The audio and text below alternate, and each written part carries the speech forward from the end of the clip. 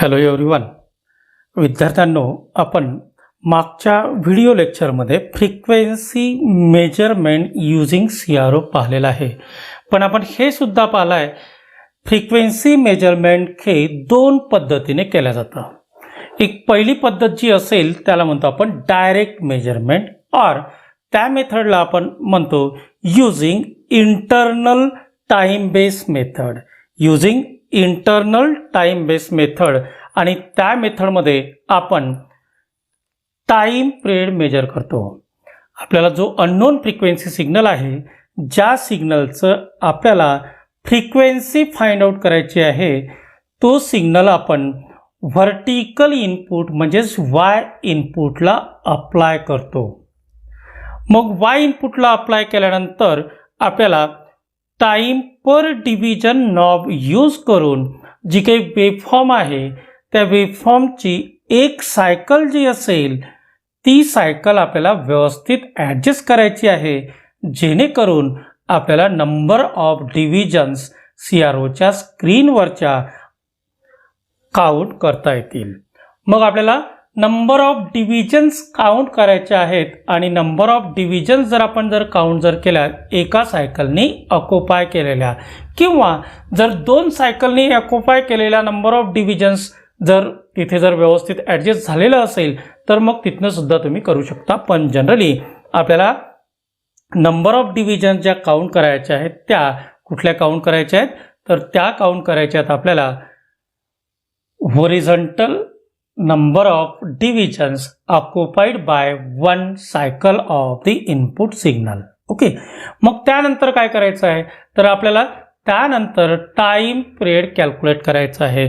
मग तो कसा आपण कॅल्क्युलेट करणार, ज्या कुठल्या नंबर ऑफ डिव्हिजन्स आपण कॅल्क्युलेट केलेल्या आहेत त्या number of divisions multiplied by the time per division knob, जी आपण स्क्रीनवरती वेवफॉर्म ऑब्टेन केलेली आहे त्या वेवफॉर्मला व्यवस्थित दिसण्याकरिता किंवा त्या वेवफॉर्मच्या एका सायकलमधल्या नंबर ऑफ डिव्हिजन्स आपण काउंट करायचे आहेत, त्यासाठी आपण जी विड्थ कमी जास्त करणार त्या नॉबला म्हणायचं आहे time per division knob. Okay, मग टाइम पिरियड इक्वल्स टू काय आला पाहिजे, नंबर ऑफ डिव्हिजन्स जे आपण काउंट केलेले आहेत, number of divisions occupied by one cycle of that particular signal multiplied by काय आला पाहिजे आहे, हो the time per division knob. Multiplied by time per division knob म्हणजे तुम्हाला मिळेल टाइम पिरियड. मग आता टाइम पिरियड कॅल्क्युलेट केल्यानंतर फ्रिक्वेन्सी तुम्हाला कॅल्क्युलेट करता येईल. फ्रिक्वेन्सी एफ साठी फॉर्म्युला आहे F equals to 1/t. T म्हणजेच जो टाइम पिरियड. ओके, तर अशा प्रकारे आपल्याला डायरेक्ट मेथडनी किंवा आपल्याला टाइम बेस मेथडनी फ्रिक्वेन्सी मेजर करता येईल. पण तिथे ॲक्युरसी जी असेल ती कशावर डिपेंड असायला पाहिजे, तुम्हाला नंबर ऑफ डिव्हिजन्स कशा काउंट करता येतील. आता दुसरी मेथड जी आहे त्या मेथडला आपण म्हणतो Lissajous figure method, pattern method. Lissajous figures म्हणजे एक अशा प्रकारच्या फिगर्स त्या CROच्या स्क्रीनवरती प्रोड्यूस होतात आणि त्या फिगर्सच्या आपल्याला काउंटिंग करायचं आहे. त्या फिगर्स कुठे टच होतात ते काउंट करायचे आहेत आणि त्यावरनं आपल्याला फ्रिक्वेन्सी मेजर करायची आहे. या मेथडला म्हणतो आपण लिसाजस फिगर मेथड. आणि लिसाजस फिगर मेथड यूज करून आपल्याला व्यवस्थितरित्या फ्रिक्वेन्सी मेजर करता येईल. मग आता इथे रिक्वायरमेंट काय आहे आणि काय प्रोसिजर आहे हे आपल्याला बघायचं आहे आणि आपल्याला एखाद दोन एक्झाम्पल सुद्धा या लेक्चरमध्ये बघायचं आहे. मग लिसाजस फिगर मेथडनी आपल्याला जर फ्रिक्वेन्सी मेजर करायची आहे तर सर्वात अगोदर जी फर्स्ट रिक्वायरमेंट असेल ती काय असायला पाहिजे आहे, तर जी फर्स्ट रिक्वायरमेंट आहे ती रिक्वायरमेंट म्हणजेच दोन सिग्नल्स आपल्याला रिक्वायर्ड आहेत. मग आता दोन सिग्नल्स का रिक्वायर्ड आहेत, तर आपण इथे दोन सिग्नल्स अप्लाय करतो आहे. एक सिग्नल जो आपल्याकडे असेल तो असेल अननोन फ्रिक्वेन्सी सिग्नल, ज्याचा आपल्याला ॲक्च्युअलमध्ये फ्रिक्वेन्सी मेजर करायची आहे. आणि दुसरं सिग्नल जे असेल त्या दुसऱ्या सिग्नलला आपण स्टँडर्ड सिग्नल किंवा नोन सिग्नल असं सुद्धा म्हणू शकतो. म्हणजे फंक्शन जनरेटर किंवा तुमच्याकडे जर दुसरं फ्रिक्वेन्सी जनरेटर असेल किंवा एखादा ऑसिलेटर असेल ज्याची फ्रिक्वेन्सी तुम्हाला माहिती आहे, तो एक सिग्नल तुम्हाला पाहिजे आहे. फंक्शन जनरेटर मधनं तुम्हाला इझिली सिग्नल जनरेट करता येईल. आता जर सपोज इथे आपण अननोन फ्रिक्वेन्सी सिग्नल आणि नोन फ्रिक्वेन्सी सिग्नल दोन्ही अप्लाय केलेत आणि दोन्ही अप्लाय केल्यानंतर जी काही स्क्रीनवरती जी काही डिस्प्लेवरती पॅटर्न जनरेट होईल, ज्या काही फिगर्स जनरेट होतील, त्या फिगर्सला आपल्याला म्हणायचं आहे लिसाजस फिगर. आणि ही जी मेथड आहे या मेथडला आपण म्हणतो लिसाजस फिगर मेथड. ओके, मग एवढं सर्वांच्या लक्षात आलंय. दोन मेथडमध्ये कंपॅरिझन काय आहे? जी इनडायरेक्ट मेथड आहे, जी डायरेक्ट मेथड आहे, ही आहे इनडायरेक्ट मेथड. डायरेक्ट मेथडला आपण इंटरनल टाइम बेस मेथड असं सुद्धा म्हणतो आणि इनडायरेक्ट मेथडला आपण लिसाजस फिगर मेथड असं सुद्धा म्हणतो. मग त्या मेथडमध्ये डायरेक्ट मेथडमध्ये आपण काय करणार तर आपण अननोन फ्रिक्वेन्सी सिग्नल वाय इनपुटला अप्लाय करणार. इथे सुद्धा आपल्याला अननोन फ्रिक्वेन्सी सिग्नल जो आहे तो वाय इनपुटला म्हणजेच व्हर्टिकल इनपुटला आपल्याला अप्लाय करायचा आहे by using the CRO probes. त्यानंतर काय करायचं आहे, तिथे आपल्याला नंबर ऑफ डिव्हिजन्स काउंट करायचे आहेत, पण इथे आपल्याला नंबर ऑफ डिव्हिजन्स काउंट करायचे नाही आहेत. तर इथे जे काही पॅटर्न जनरेट होतील according to the input signal frequency and the standard frequency ratio, इथे जो काही पॅटर्न जनरेट होईल ते पॅटर्न हॉरिझॉन्टल ॲक्सिसला आणि व्हर्टिकल ॲक्सिसला किंवा आपण म्हणू शकतो हॉरिझॉन्टल लाईनला आणि व्हर्टिकल लाईनला टच होत आहेत ते आपल्याला काउंट करायचे आहेत किंवा कट करतायत हे आपल्याला काउंट करायचे आहेत. आणि त्यानुसार मग आपल्याला इथे फ्रिक्वेन्सी कॅल्क्युलेट करता येईल. इथे सुद्धा आपल्याला डायरेक्टली CRO आणि फ्रिक्वेन्सी काउंटर या दोघांमध्ये डिफरन्स हा एकच आहे. CRO वरती आपल्याला पॅटर्न जनरेट होतील किंवा नंबर ऑफ डिव्हिजन्स आपल्याला काउंट करता येतील, पण डायरेक्ट डिजिटमध्ये किंवा डायरेक्ट डिफ्लेक्शनमध्ये आपल्याला कुठल्याही प्रकारचं इलेक्ट्रिकल क्वांटिटी किंवा आपल्याला ॲम्प्लिट्यूड किंवा फ्रिक्वेन्सी किंवा फेज मेजरमेंट करता येणार नाही. तर मग त्यासाठी आपल्याला इथे काय करावं लागेल, इथे आपल्याला अगोदर काउंटिंग करायचं आहे.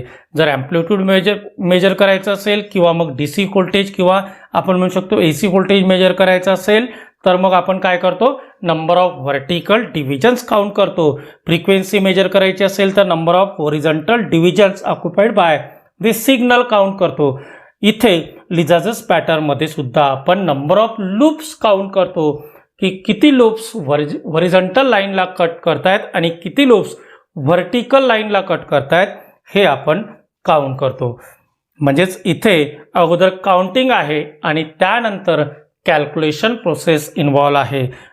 म्हणून जनरली CROला मेजरमेंट पर्पजसाठी यूज करत नाहीत, तर CROला आपण ॲनालिसिस पर्पजसाठी यूज करतो. ओके, चला तर आपल्याला frequency by using Lissajous figure method हे बघायचं आहे किंवा लिसाजस पॅटर्न मेथडने बघायचं आहे. तर मग कशा असायला पाहिजे लिसाजस फिगर्स, पण ते पाहण्या अगोदर आपण जी काही प्रोसेस असेल ती प्रोसेस पाहूया की यामध्ये आपल्याला काय करायला पाहिजे आहे. मग काय करणार आपण या मेथडमध्ये, तर सर्वात अगोदर आपण आपल्याला जी रिक्वायरमेंट आहे ते बघणार. मग रिक्वायरमेंट काय आहे, तर या पद्धतीमध्ये या मेथडमध्ये आपल्याला दोन सिग्नल रिक्वायर्ड आहेत.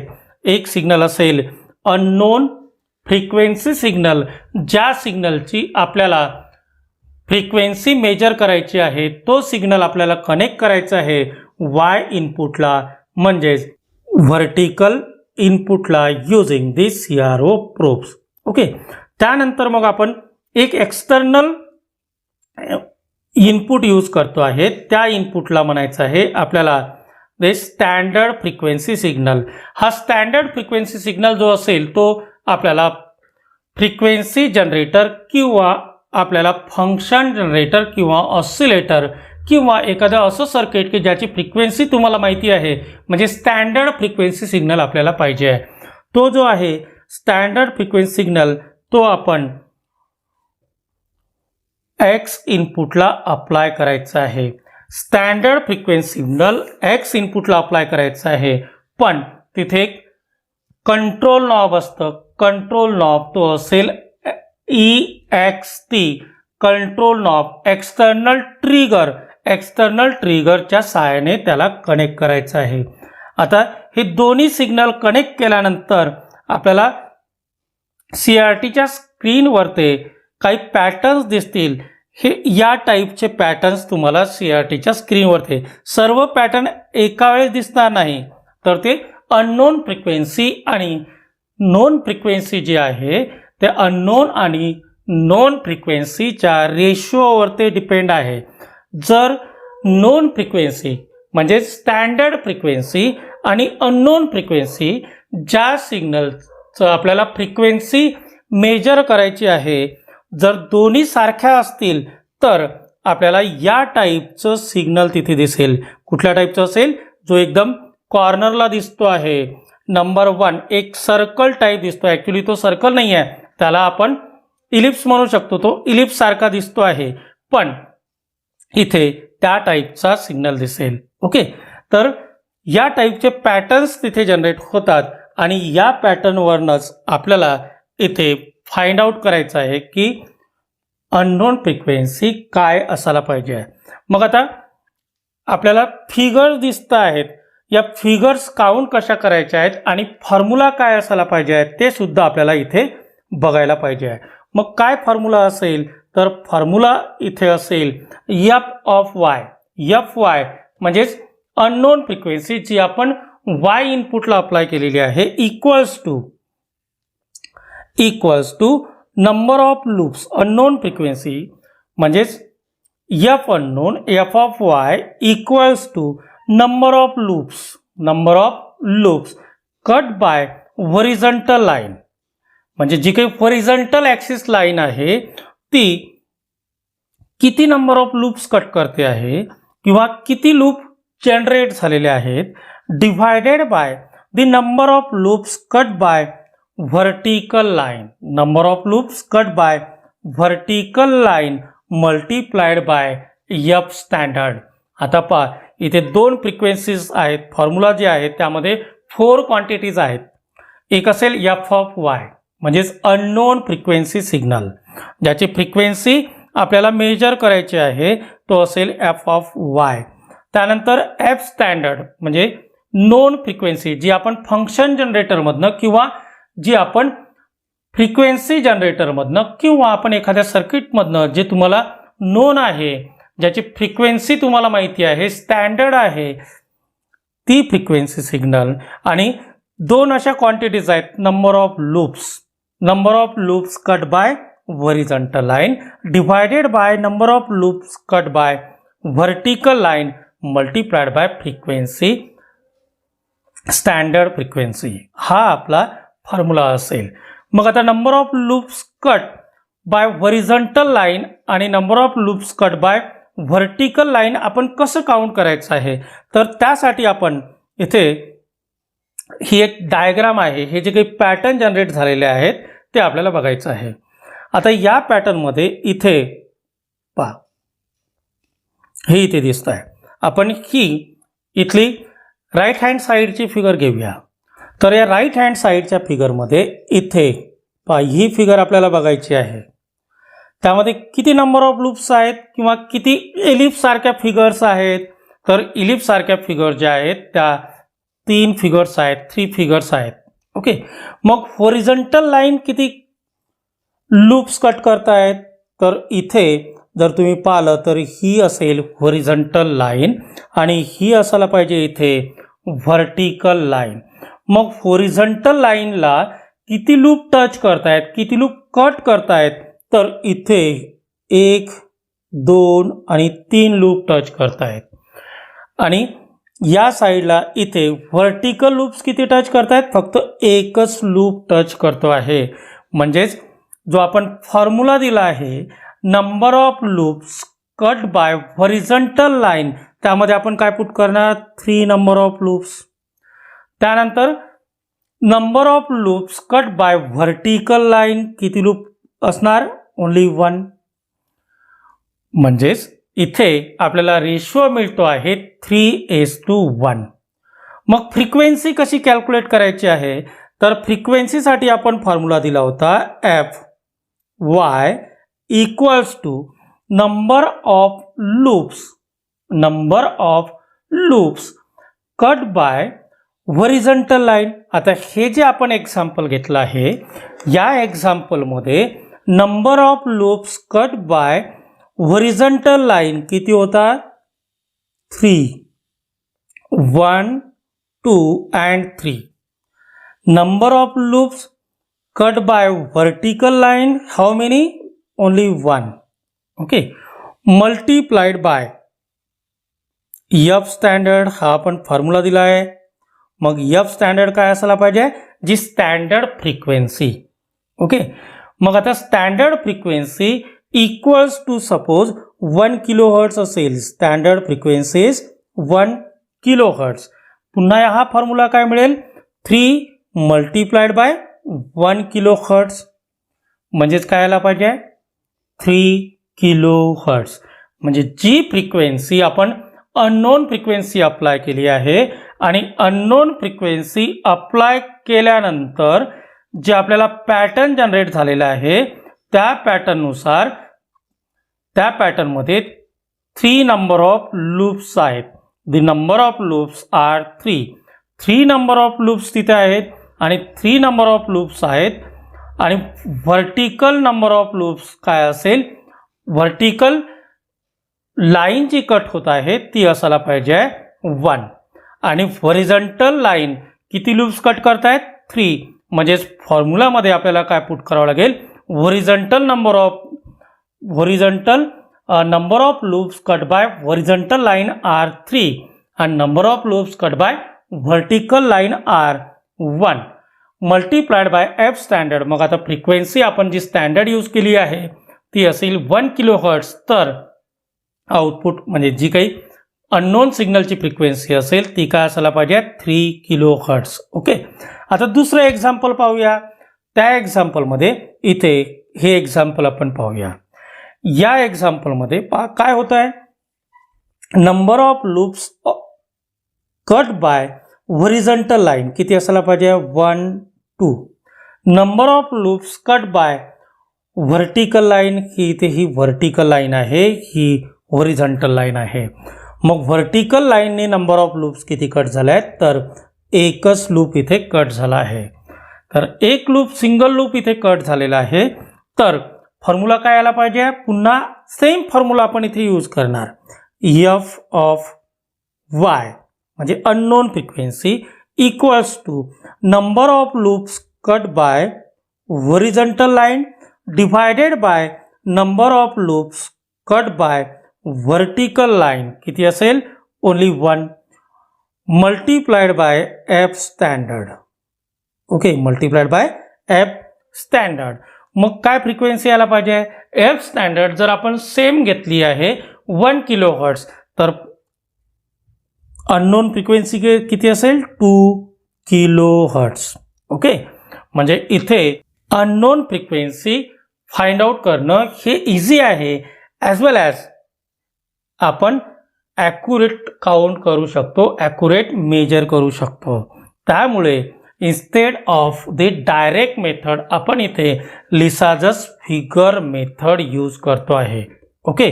तर या टाईपचे पॅटर्न्स आपल्या स्क्रीनवरती जनरेट होतात आणि त्या पॅटर्नवरनं आपल्याला सर्वात अगोदर काय करायचं आहे, तर number of loops find out करायचे आहेत. ते हॉरिझॉन्टल लाईन्सला कट करतायत आणि नंबर ऑफ लूप्स आपल्याला काउंट करायचे आहेत जे व्हर्टिकल लाईन्सला कट करतायत.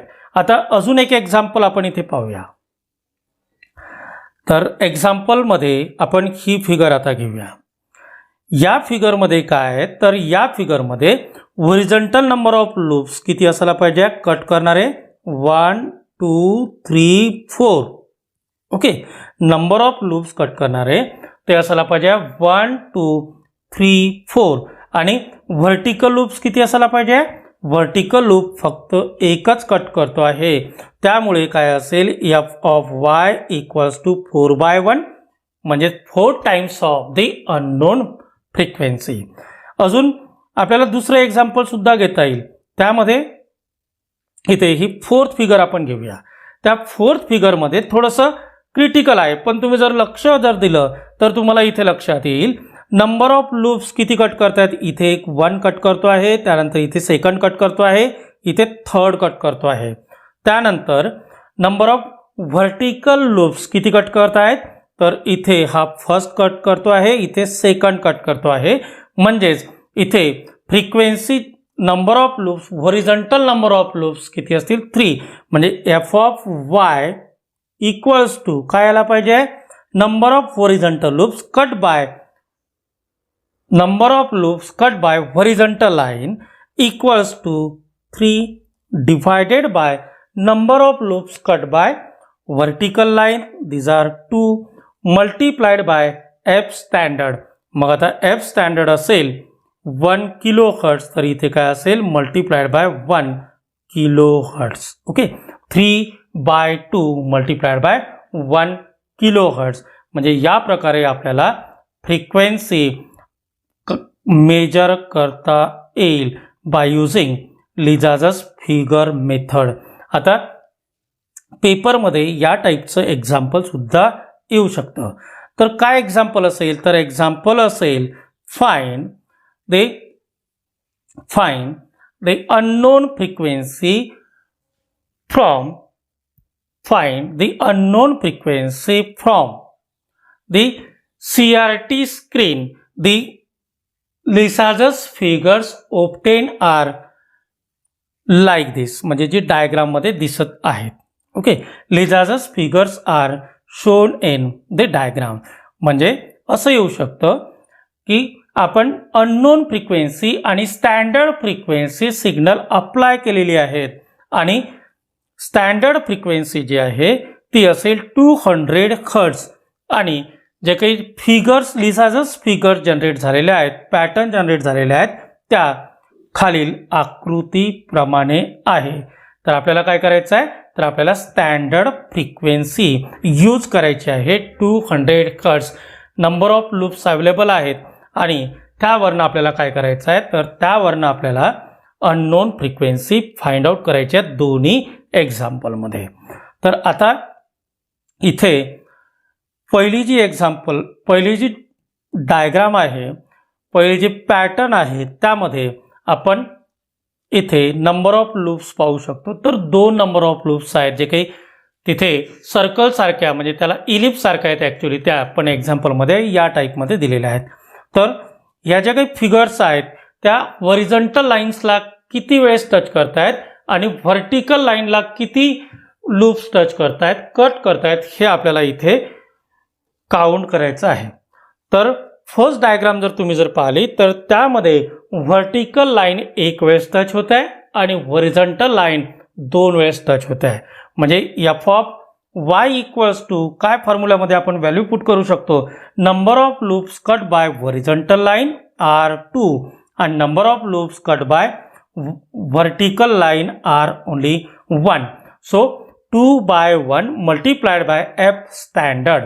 मग स्टँडर्ड फ्रिक्वेन्सी किती दिली आहे, स्टँडर्ड फ्रिक्वेन्सी दिलेली आहे 200 हर्ट्ज. हे इथे मी दाखवलेलं आहे.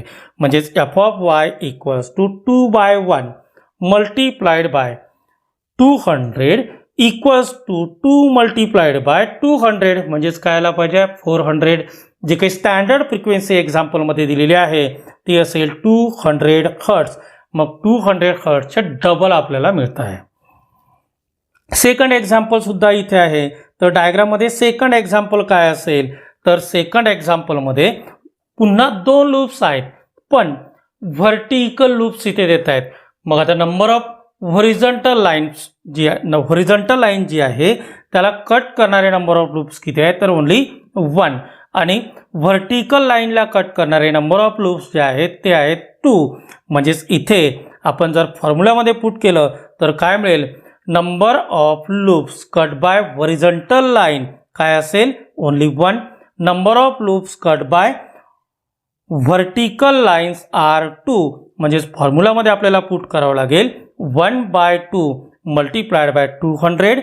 आता 1/2 मल्टिप्लाइड बाय 200 म्हणजेच काय आला पाहिजे? 100 हर्ट्ज. ओके, तर या प्रकारे आपल्याला इथे फ्रिक्वेन्सी मेजर करता येईल by using the Lissajous figure method. आणि या लिसाजस फिगर मेथडनी जो काही फ्रिक्वेन्सी फाइंड आउट करायचा फॉर्म्युला आहे तो या प्रकारे आहे. अननोन फ्रिक्वेन्सी जी आपण व्हर्टिकल इनपुटला अप्लाय करतो आहे आणि नोन फ्रिक्वेन्सी किंवा स्टँडर्ड फ्रिक्वेन्सी जी आपण हॉरिझॉन्टल इनपुटला अप्लाय करतो आहे. ह्या दोन फ्रिक्वेन्सीज इथे इन्व्हॉल्व आहेत आणि आपल्याला जी फाइंड आउट करायची आहे ती आहे एफ ऑफ वाय. म्हणजे व्हर्टिकलला जी आपण अप्लाय करतो आहे ती equals to number of loops cut by horizontal line divided by number of loops cut by vertical line multiplied by F standard म्हणजे स्टँडर्ड फ्रिक्वेन्सी.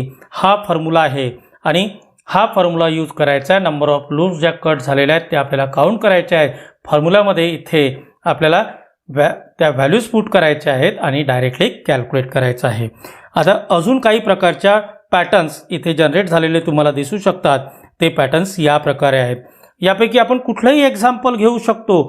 फक्त आपल्याला काय माहिती असायला पाहिजे? स्टँडर्ड फ्रिक्वेन्सी जी आपण अप्लाय करतो आहे ती माहिती असायला पाहिजे आहे. ओके, तर या व्हिडिओ लेक्चरमध्ये आपण पाहिलं 2 फ्रिक्वेन्सी मेजरमेंट मेथडचं कंपॅरिझन आणि आपण पाहिलं आपण लिसाजस फिगर यूज करून पॅटर्न्स यूज करून आपल्याला कशा रीतीने फ्रिक्वेन्सी मेजर करता येईल.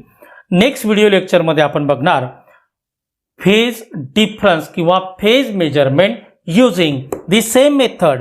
आता फेज मेजरमेंटसाठी आपल्याकडे कुठलीही method available direct method available नाही. आपल्याकडे पुन्हा आपल्याला लिसाजस फिगर्स मेथडनी इथे आपल्याला कॅल्क्युलेट करायचं आहे म्हणजेच मेजर करायचं आहे.